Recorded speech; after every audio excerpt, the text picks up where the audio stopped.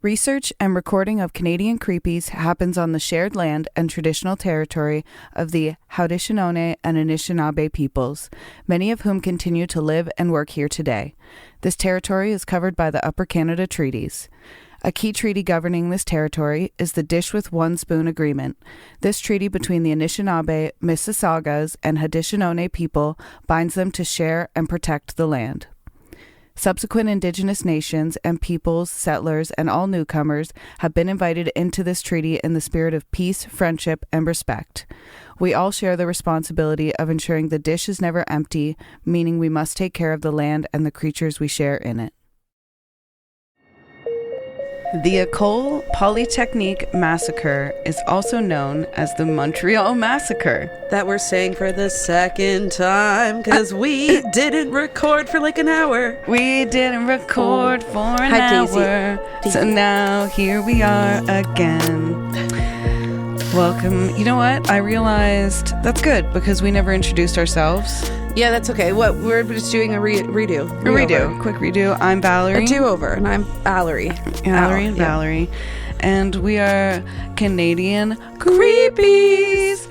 This episode, it is a take two. We're creepies for the true crime. We're creeps for the true crime. Yeah, so we recorded for like an hour, and we didn't record like we thought we were recording for. It was really good too. But that's okay. This time is going to be even better. This time's going to be even better. I'm confident. Daisy? That was just like we got the cobwebs out with that one. Yeah, we got the cobwebs out. Yeah. So I will try again with my French accent, I guess. The École Polytechnique. That was a little bit better. That was really good. Daisy girl, and we have our assistant Daisy here. Yeah, can you hear her sniffing on the mic? She's giving Allie lovin's. Oh, I could feel your little whiskers on my chin, on my chinny chin. What a funny girl. You're a good girl, Deez. Okay, so let's let our listeners know what you already know. Yep. Feminism. It was, yeah. The École Polytechnique Massacre was an anti-feminist mass shooting that occurred on December 6th, 1989 at the École Polytechnique de Montreal in Montreal, Quebec. Which I thought, like, okay, so this was an attack against feminists, which it wasn't. And then I'm like, okay, it was an attack against anti-feminists, which it also wasn't. No. It was just an attack on women. Yes, right. But I liked right. that riff. Yeah. Well, yeah. We can't keep sitting all day about that last episode. That's okay. Anyway. So, yeah. Okay. Anti-feminism is the opposite to feminism. And feminism is the advocacy of women's rights and sexual equality. Anti-feminists have held different views over time, but some common themes include opposition to women's rights. Right. So anti-feminists oppose women's rights, obviously. Yes. In the late 19th and early 20th centuries, anti-feminists opposed women's suffrage, and women's suffrage is the right to vote. Yeah, and I mean, I think it's wholeheartedly, like, it's a huge part of why I'm a liberal thinker. And those that don't think liberally, is that a word, liberally? Mm-hmm. I just think you don't completely have our backs. But maybe you do in your own mind. Like, I don't know. It's just, my mom fought for women's rights. We're still fighting for women's rights. We're still fighting for women's rights. And I look up to feminists because that's all they're doing. Some are hardcore. I've never spoken to any of the hardcore ones. I have. I've spoken to some. Oh, yeah, you would. I mean, Val here is very involved. I'm in some feminist spaces. Yeah, but that's good. I mean, we need that. I mean, if we didn't have the spaces, then... That's right. We wouldn't have, like... There's so much work that feminist groups do behind the scenes that women have, we benefit from without even knowing that they fought, for us and gained us those, rights benefits. And privileges. Exactly. So... they're beneficial, whether you think they are or you agree with them. I mean, unless you're a woman, I don't really care what you have to say on it. That's right. But if you're a man and you're level of thinking is so small. Yes. That you think because of what's between your legs, yes. you should be afforded more privilege. You're smarter. You're superior. You're yes. superior. You should have more rights. I just feel bad your brain's so small. Right. I would never align with you, and I already feel smarter because of talking to someone like that. Exactly. You know, and I have, now that I've experienced, and I've cut, someone like that out recently of my life, which I explained a while ago, but and they insulted my mom's intelligence, and I was like, that's enough for me to be like, go fuck yourself. And it's like, do you really think that I'm going to listen to you over the woman who birthed me and fought for our gender? Like, you fought for, what the fuck did you do? Except not you thinking I'm going to be a gender traitor. Yeah, and except insult me, my intelligence, my mom's intelligence. And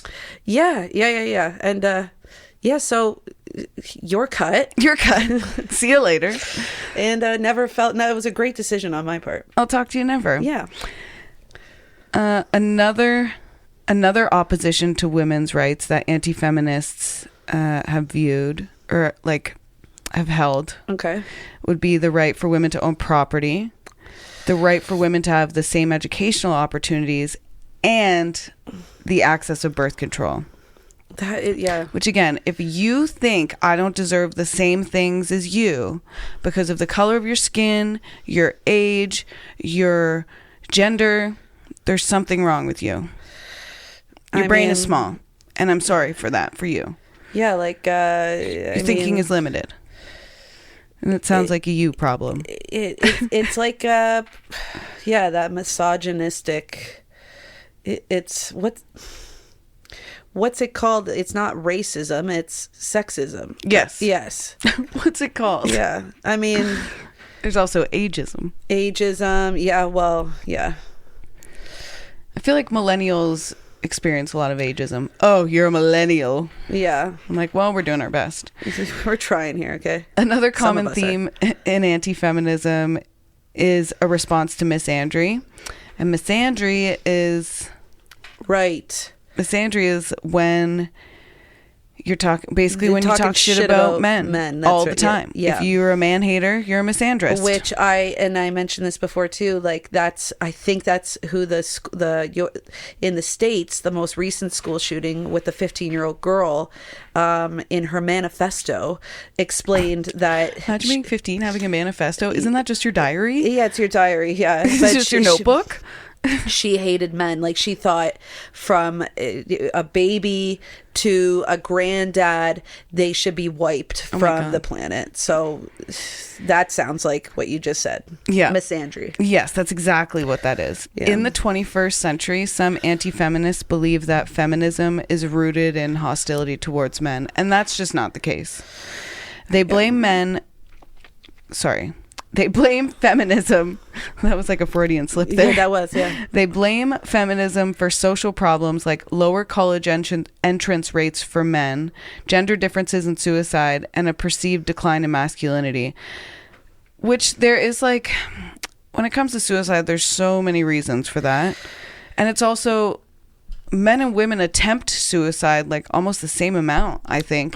It's just men complete it more. And more violently. You know what? This is completely off topic, but on topic, because I'm just thinking of the mind and mental health and what it can do to someone's way of thinking. But isn't this Luigi Mangione? This is another American thing. He killed the United Healthcare Insurance CEO. Yeah. And you snaps look and at claps for him. Yeah, I mean, America's loving him because he did it for. He fought for the people. He's like a Robin Hood. Exactly. That's what they call. Yeah, that's what they're calling him. And his way of thinking was distorted through experience and maybe manipulation through reading and taking up on certain things. I don't know. It'll all come out. I'm sure he'll speak more on it. But it's just it goes to show that you can be shaped by.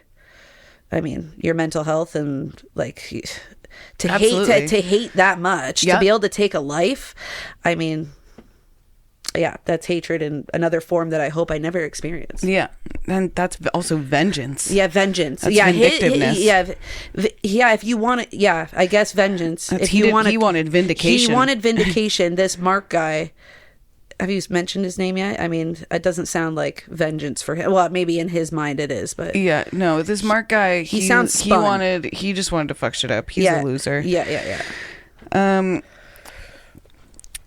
Extreme version of masculinism. Some say that the anti-feminist thought is an extreme version of masculinism where men are in crisis because of the femininization of society.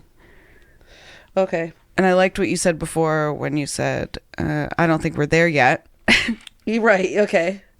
Of what? With the feminization of society.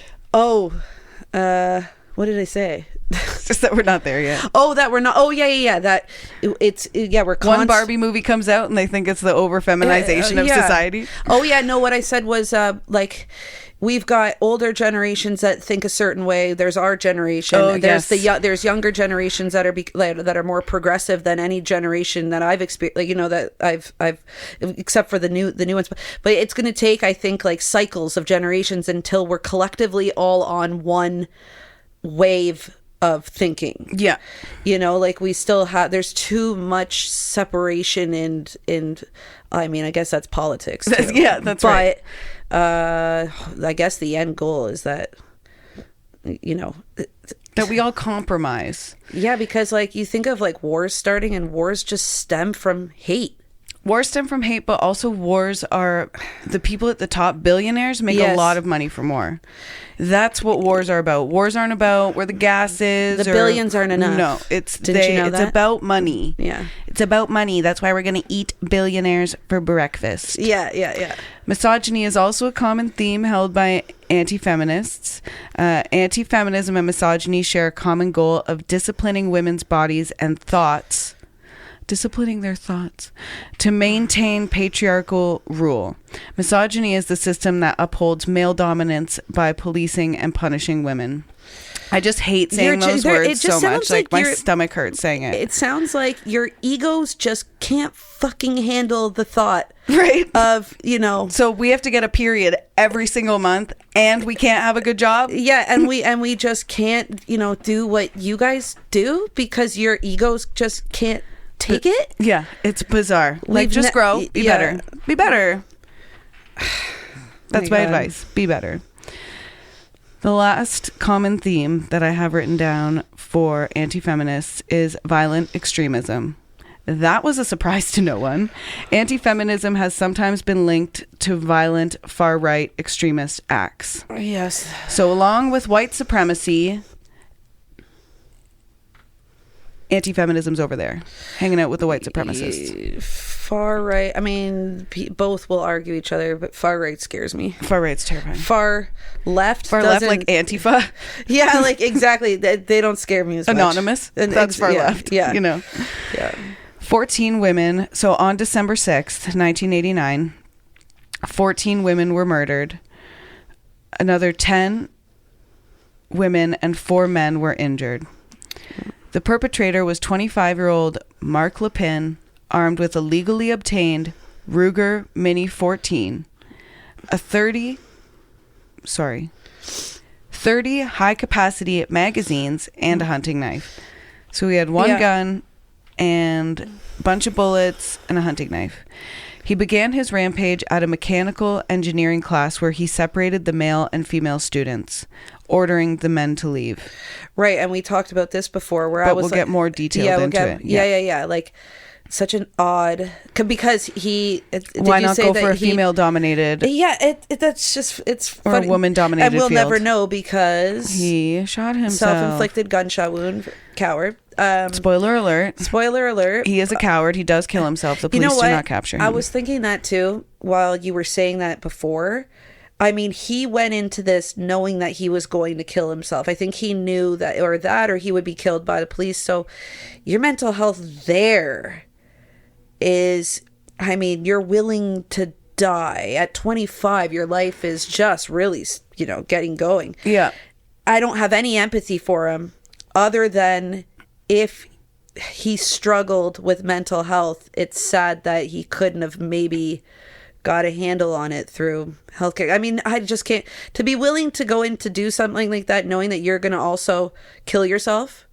Like, well, what was your mind? Like, your mindset must have just been so... You must have been poisoned. spinning. Poisoned. Yeah, poisoned, spinning, Yeah, just you're completely spun, toxic. Yeah. Like, your nervous system must have been so dysregulated. It's so dysregulated. You need to take some deep breaths. Yeah. He shot all women in the room, all 9 women in the room, killing 6 of them. Wow. For nearly 20 minutes, the shooter moved through corridors on multiple floors of the building, the cafeteria, and another classroom, targeting only women. He wounded more students and killed 8 more women before fatally shooting himself. 'Cause he's a coward. Yeah. This massacre is now widely regarded as an act of misogynist terrorism and representative of a wider societal violence against women. Societal issue of violence against women. The anniversary of the massacre is commemorated annually in Canada as the National Day of Remembrance and Action on Violence Against Women. This day is December 6th. Right. The gunman had said he was against feminism, which is annoying. Yeah. And I mean, so small brain. Brain so small. Brain so small, and I mean, out of all things that like you could get worked up over, the like environment. really, yeah, like us. Yeah, what are we doing? What the fuck? After the attack, Canadians debated various interpretations of the events, their significance, and the shooter's motives.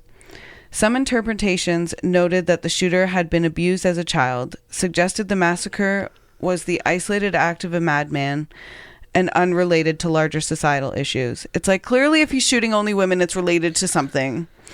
Politicians in the House of Commons responded by passing more stringent gun control laws, and officials took other actions to end violence against women. Yeah. We would immediately change laws. Yeah. I'm not proud of everything Canada has done. No. You know, I'm not. You can't make every single person happy. No, you can't. But you can make changes that will benefit greatly. That will benefit country. the generations to come. Yeah, exactly. And to teach certain, like, it's like setting boundaries. You know, it's like setting a boundary with the gun. You know, you know what? We tried it with guns. Yes, it didn't work. We're gonna take them away. It took a couple, like 1, maybe 2 shoot, like that. That's enough. Yeah, you know, that's enough. People we need dead. massive change then. Absolutely, and I agree with that. The massacre also led to policy changes in emergency services protocols to shootings. For instance, that police would intervene immediately to try and reduce casualties. These changes were credited with later minimizing casualties during incidents of shootings in Montreal and elsewhere. Oh, because the police didn't intervene immediately for this Correct. one. Right, okay. This was the deadliest mass shooting until attacks in Nova Scotia more than 30 years later, which resulted in 22 deaths. Well, I'm curious to hear about that one. I mean, 30 years later, it's not bad. No. Is that, what, 2009 maybe? Yeah. I have no idea. Yeah. Yeah. I don't know. It could be. So now we're going to go through his timeline. Okay. Sometime after 4 p.m. on December 6th, 1989, Mark arrived at the housing building at the École Polytechnique and engineering school affiliated with University of Montreal. Okay. He was armed with a Ruger Mini 14 rifle and a hunting knife. He had legally purchased the gun less than a month earlier on November 21st. That's not even less than a month. That's like 2 weeks earlier in a Checkmate sports store in Montreal, saying that he was going to hunt small game. I'm going to hunt hamsters. Maybe squirrel. Perhaps parakeet. What small game? Like birds? Birds. Yeah. Probably like partridge. Partridge. Yes. No, that's not what I'm thinking of. Pigeons. No. Partridge. Partridge? They have the long ass tail. Peacock. No. No. We don't do... Me no guns. We don't know hunting. Yeah, small game. Rodents. Rodents, yeah, mostly rodents. Yes. Investigators learned that Mark had been in and around the École Polytechnique building at least 7 times in the weeks leading up to December 6th. So he did not go there, which shows that he was planning something. I didn't ask before, but I'm curious. How do they know 7 times roughly? Like, were other students being like, "Oh yeah, I saw him like a week ago. I saw him like," or they must have. Yeah. Okay. Yeah. I highly doubt those. There might have been cameras, but I doubt it. Yeah. Maybe he signed in or something as well. Yeah, that's right. And I said it earlier too, like nobody's thinking a shooting's about to happen. Like nowadays, like especially in the States, they would be like, "Hey, this person is up to something. Fucking get them." They're just like, "Look, I was just going for like a day," but like, I was just going for a stroll. Yeah, twice, get him. He's like, "It's a pond. It's a nice walking trail." Feeding too many ducks. Too many. Suspicious. Move along, sir. Yeah, move along. Yeah. After he got to the building on December 6th, he sat for a while in the office of the registrar on the 2nd floor. Okay. He left the office and was seen in other parts of the building before he entered a 2nd floor mechanical engineering class of about 60 students at about 5:10 p.m. It does seem like he was contemplating maybe for that first hour as he was sitting in the office, like, do I do this? Do I not do this? Or like maybe he was just trying to get nerve. But again, we'll never know. Yeah, we'll never know. It could be a million possibilities. You never know what's going through someone's head. And in a case like this, it could be, yeah, you're about to kill people. Your headed space is full of toxicity. It's full of spiders, I think. Yeah. They're like, hey. He left the office and was seen. I already read that. Yeah. After approaching the student giving a presentation, he asked everyone to stop everything and ordered the women and men to opposite sides of the classroom. So someone was fully giving a presentation and he just like walked in and was like, "Men over here, women over here." But he said it in French. Yeah, they're just like, okay. They're like, chill. We paid good money to be here. Yeah.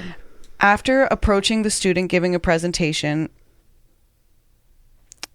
I'm really good at reading things twice today. It's okay. No one moved at first, believing it to be a joke, but then he fired a shot into the ceiling. After separating the students, Mark ordered the estimated 50 men to leave the room. So 10 women.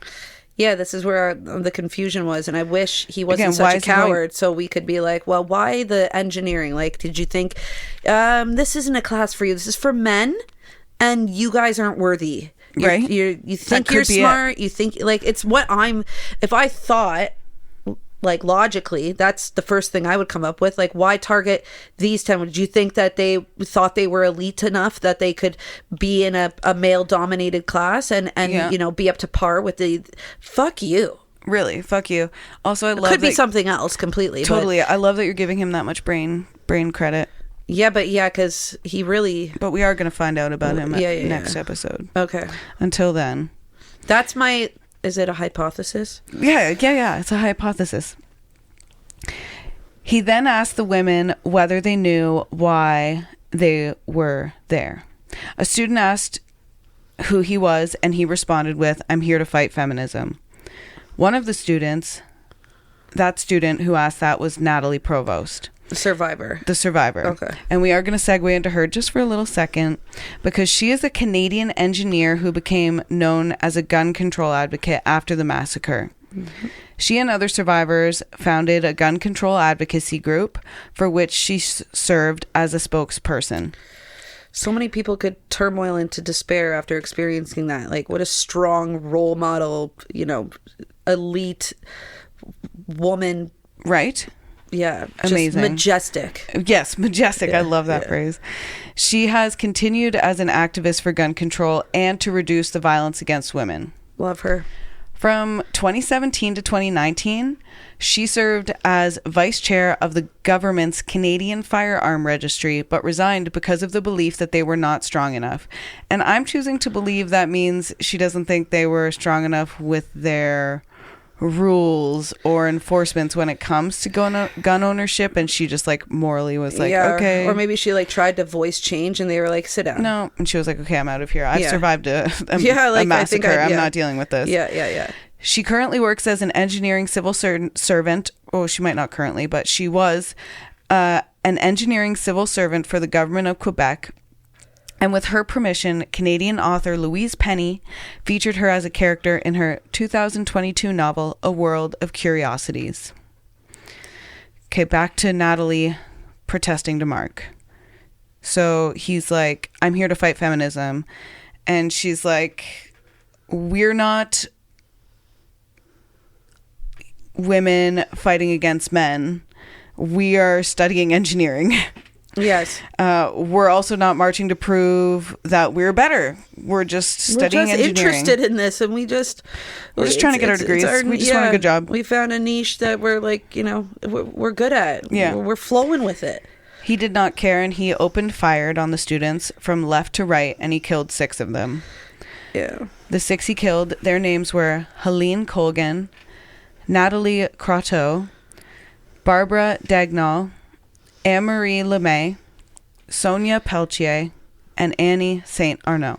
See, like, that's where he doesn't sound too bright, because if someone argued that to me, I'd be like, well, true. Yeah. But he was just like, no. Pew, pew, pew, pew, pew, pew, pew. Like, pew, pew, pew, pew, pew. So. That's the worst. I don't. Small brain. Yeah. Small brain, no think clear. Yeah. He wounded 3 others, including Natalie.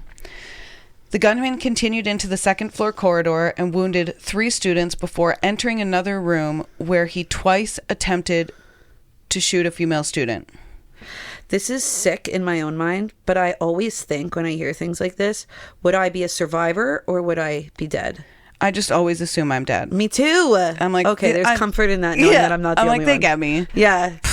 Handmaid's Tale? Are you kidding? I'm like the first to go. I know. Based on my social media posts? Yeah. And this podcast alone? Yeah. I'm gone. Even in like Scream, I'm like, oh, I'm like Drew Barrymore at the beginning. Yeah, I'm answering the phone. Yeah, I'm answering the phone. I'm looking outside. I'm investigating the noise. Yeah. I don't make it I'm long. running slow and I'm tripping over stuff that shouldn't be tripped over. Definitely. Yeah. I'm locking myself. I'm not locking the door in the closet. I'm just hiding. And I'm saying who's there when you shouldn't. Yeah. Exactly. Gotcha.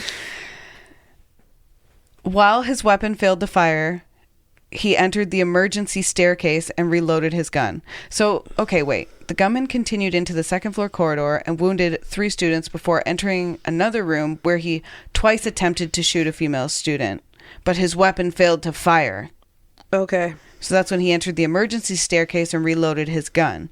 He tried to return to the room. He had just left. Okay.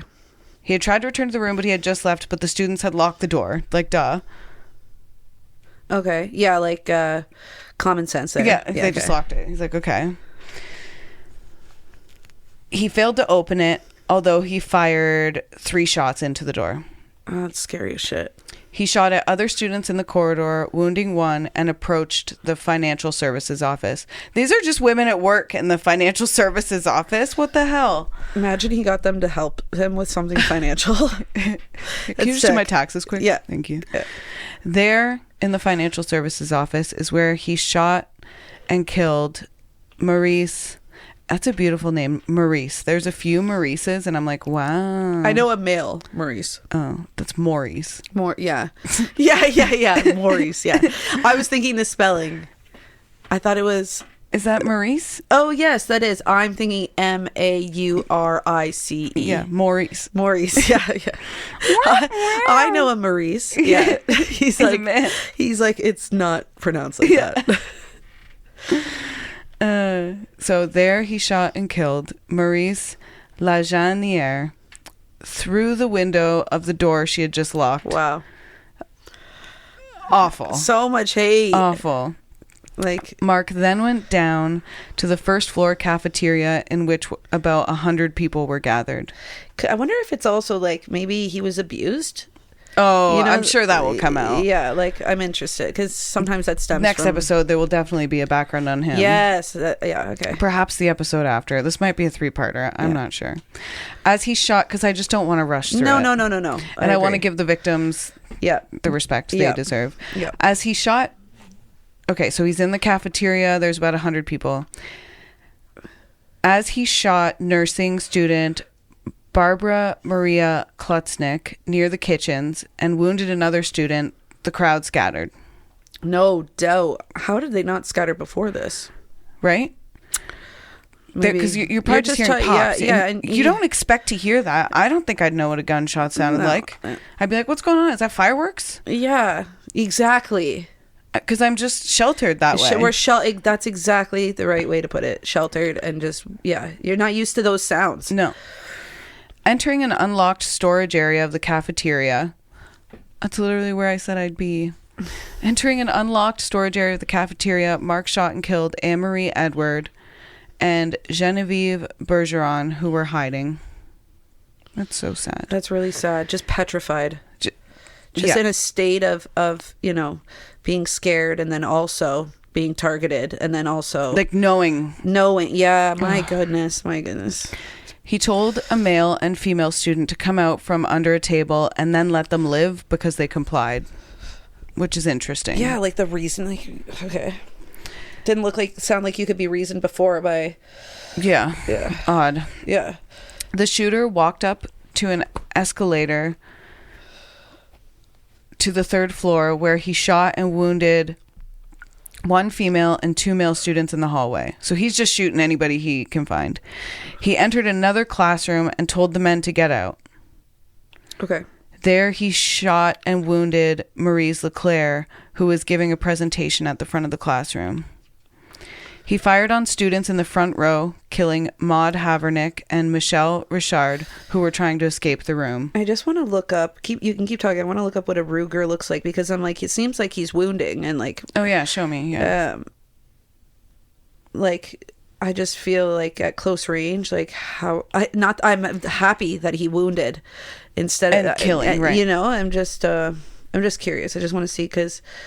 Okay, so it's like almost like a pistol, like it's like a handgun. Yeah. Okay. Wow. Yeah. Well, that would be hard to see even from far away. It's not huge. It's not like an AK-47. No, and that's the one gun I do know what it is. Yes, me too. Well, it's common and yeah. AK, yeah. But yeah, so everybody Google what a Ruger. It's like a little handgun. It sort of looks like a little pistol for it's Canadian not like it's spraying know. bullets. You're not like Yeah, he's flicking that trigger a few times. He would have had to reload. Yes, I imagine. Yeah. Okay.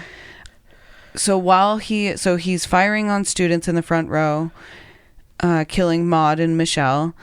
Other students dove under their desks, and Mark wounded another 3 female students and killed Annie Turcotte. He changed the 30-round high-capacity magazine in his weapon and moved to the front of the classroom, shooting in all directions. The wounded Maurice Leclerc, because she was the one up there during the presentation, she asked him for help, and then he stabbed her 3 times with his hunting knife, killing her. Wow.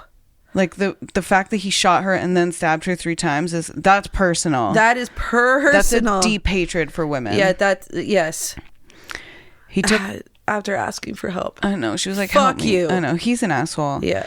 He then took off his hat, wrapped his coat around his rifle, and said, "Oh shit," and killed himself with a shot to the head. Oh shit, what? What did you expect, you fucking... Yeah, what did you... Oh shit, they're gonna, the cops are gonna come in now and... Yeah, no duh. Yeah, you're dumb. It had been 20 minutes since he had begun the attack. So that was all of that was only 20 minutes. I guess, like, campus security isn't doing much. Yeah. Yeah. Oh, wait, no, the police were told to... Yeah, there was a different protocol. We're going to go, next is... I'm interested in that protocol, because, like, well, what's the point of you guys? I like your face right now. I'm interested in that protocol. Yeah. About 60 unfired cartridges remained in the boxes he carried with him. He had fired about 100 rounds during the shooting. Okay. Emergency response to the shootings was harshly criticized for failures to protect students and staff. So it's like, because you have to think he was in there shooting for 20 minutes. Yes. I don't know how big Montreal is, but I imagine the response time in the 80s was shorter than 20 minutes at any given time to anywhere in Montreal. I would hope so, yeah. So if there's a mass shooting going on, you'd think the police should have been in the building. Why not? Why aren't they? Everybody go. Yeah, every cop go. Like, I'm very curious as to why not. Like, you know, get SWAT in there. Yeah. Call everyone. Get a sniper in there. What are you doing? Yeah, what the fuck are you doing other than just like, what if just waiting for him to stop? Yeah. So why I wonder if something happened because he's like, oh shit, and then shot himself. It's like, did you see a cop? Like, I don't get it. Oh, I think it was more like a, oh shit. Yeah, this is it for me now. Yeah, like, oh. But why not shit. keep going? Or maybe he was out of bullets. No, they just said he had a whole bunch of bullets. He was just done. He was manic tired. Break. Yeah, like he was tired. Maybe he realized what he did. Wild ride. Yeah, okay. Security guards at the École Polytechnique were poorly trained, organized, and equipped. Okay. So that explains a lot. Right. Because they're probably like, shooting? What do we do? Yeah. Oh, no. What do we do? He's like, rent a cop. Yeah, like, I've only dealt with mauled theft. Yeah. Or like vandalism, or, never like, underage drinking, petty theft. Yeah. Shooting? How do we shoot the shooter? Yeah, how do we shoot the shooter? I've never used a gun even. Yeah, that'd be me. Yeah. Communication issues at the 911 call center delayed the dispatch of police and ambulances who were initially routed to incorrect addresses. Okay. Wow. So that explains something else. Okay, so yeah. The police officers were also disorganized and poorly coordinated. Yeah, they're scrambling probably. Yeah, just like, what the hell? You go that way, I'll go this way. I'll go this way. Yeah. Together we'll. Okay, we're at the completely wrong building. That's right. Yeah. We're not even there. Yeah. I don't hear any guns. Yeah. They established a perimeter around the building and waited before entering the building. During this period, Mark killed several women. So they established a perimeter and they're like, hold up. Okay, he's in there. What do we know about him? Yeah, what do we know? Maybe that too. That could be a good point. Like, who is this guy? We got to know what we're walking into. Like, true. Is there more than one of them? Is there more than one? Exactly. Like, we make it sound so. We make it sound so easy. Yeah, we're pretty harsh critics. Yeah, but I'm also like, get in there. Yeah, for real. Like, you guys have vests. You have you have the bulletproof. You were trained. You've got. There's bulletproof. What do you call Kevlar. it? Like, the big shield. Oh, the shields. Yeah. Like, come on. You use the shields. And like, these students have pens and pencils. Yeah. There's not even laptops in the 80s. Exactly. Yeah. 3 official investigators severely condemned the emergency responses because they were like, this was just not up to snuff. Right. Following subsequent changes to emergency response protocols, police handling of the 1992 shootings at Concordia University, the Dawson College shooting in 2006. So we had a few. And then in 2014, the attack on Parliament Hill in Ottawa were generally praised. So if they hadn't fucked up as hard as they did at then they wouldn't have reacted as well as they did to those shootings. So it's like not a silver lining, but kind of like that something good came out of good something. Did come up. And I'm like, oh, we had a few, but that is so minuscule compared to like what our neighbors deal with. Yeah. So yeah. Anyways. In these incidents, the police conducted rapid and immediate intervention, and improved coordination amongst emergency response agencies were credited with minimizing the loss of life. Okay. So they learned from this one. Yeah, we talked about this earlier. Like, I mean, we learned from it. We changed certain things. We grasped the severity of something like this happening, and we tried to do better. I'm proud of being a Canadian for that aspect. Yeah. I'm proud to live in Canada, and I feel safe in Canada because of that aspect. Yeah. Next door to us, I'd be scared. I agree. I think it's a privilege that we have as Canadians. Yeah. I mean, and like you said, like we by no means as our government, like we're not perfect. No. We have a lot of flaws, but in that aspect, we saw something that was detrimental that happened. Lives were taken. What can we do to fix it? We need more strict stuff in place. Like, what can we do to keep guns out of the hands of the wrong people? And it really has, I mean, prevented guns, like from I mean, now we have an influx of guns coming in, and this is like but where are they coming from? I mean, we're not producing them. They're illegally sourced from God knows where. Yeah. So I don't know. I like that we made that type of change. Me too. Yeah. I really like that it was immediate too. Yeah. Well, not immediate, but you know what I mean? Almost immediately there was like gun control advocacy groups, and they, you know, made sure bills were passed and victims' families were okay. And that. Yeah. I mean, we have people fleeing gun-ridden countries that are, you know, in war, and they come here for a safe haven. And we open them, you know, and I'm proud that we can provide a much more safe environment than other countries. Yes. In an aspect of like, we don't condone gun use. I mean, for hunting is one thing, but we don't condone it, and we can at least... We don't condone it as a personal safety device. It's a personal safety device. Yeah, I've never even seen one. I'm 34 years old. I've never actually seen a gun up close. My brother is a truck driver. He drives through the states. It's open carry in certain states. I mean, he's seen people, you know, go into Walmart strapped. It's wild. It's like a... Yeah. I have a lucid dream almost. It's just like it's like surreal. Surreal, yeah. I have a friend whom you know who's a gun owner. Yes. And I lived with him for a bit, and he is such a good gun owner. This is why I'm not... Guns are here. Yeah, they're here. I'm a realist in that regard. I know, guns are here. I can't... I in my ideal world, no guns. Absolutely. Yeah. But in my ideal world, no wars, no murders. Yeah. So, and no rape. I don't... Yeah. But... the next best thing I can ask for would be responsible gun ownership and laws that keep guns out of hands of mentally unstable folks. Because there are responsible gun owners, but if you allow it so that everybody has that right to ownership, you're gonna have not responsible gun handlers, and then those guns can potentially end up in like their children's. I just can't. So much happens. We know exactly. Yeah, the case study is our neighbors. You know what I mean? Yeah. I'm also proud that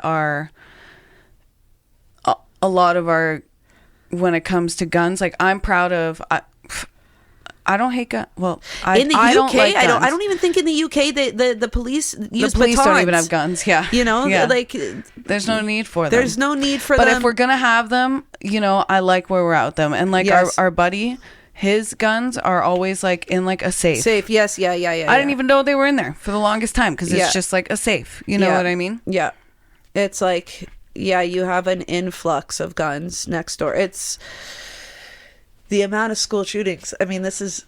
I was like, oh, our episode is on a school shooting because we don't have them here. Like, it's just so like, oh, shit, this is interesting. Like, a shooting episode. That's right. Wow. So next week, we're going to talk about... I'm so intrigued. Some of the aftermath. Okay. And the victims. Okay. Because I found not only just their names, I found articles with some information about each of them, and I didn't want to rush through them because these women were truly magical and wonderful and smart, intelligent women, and they deserve to be remembered. I'm intrigued to know of his upbringing, so I look forward to hearing... it's like you don't want to say you look forward to hearing about all the sadistic shit, but I'm like interested. I'm interested in what led him to that. Yeah, to what led him, and I mean, obviously people like listening to true crime for certain reasons, and you put a lot of good effort into this first episode, Smell. Thanks, man. Yeah, great job. Right on. So we'll see you guys next week for part 2. Yeah, stay tuned. What else? Oh, you can follow us on Instagram at Canadian Creepies Podcast. Yeah, text or email or send us an email, canadiancreepiespodcast@gmail.com, or send us a text like Ali said. Scroll down under my sources. You'll see a clickable link that says send us a text. Tell us you're Canadian Creepy. We would love to hear from you. If you want to hear from us back, though, make sure you leave us your email address. Sounds good. This has been another episode of Canadian Creepies. we'll see you now or see you on another time. Yeah, that's right. I think it's from I Love You, Man. Yeah. It's really confusing. I don't know what you mean. Yeah. No, I'll be there. Yeah. Right. Latest on the mend. Yeah, latest on the mend. Exactly. All right. Don't let the bed creeps bite. See you later. Creepy gators. Creepy gators.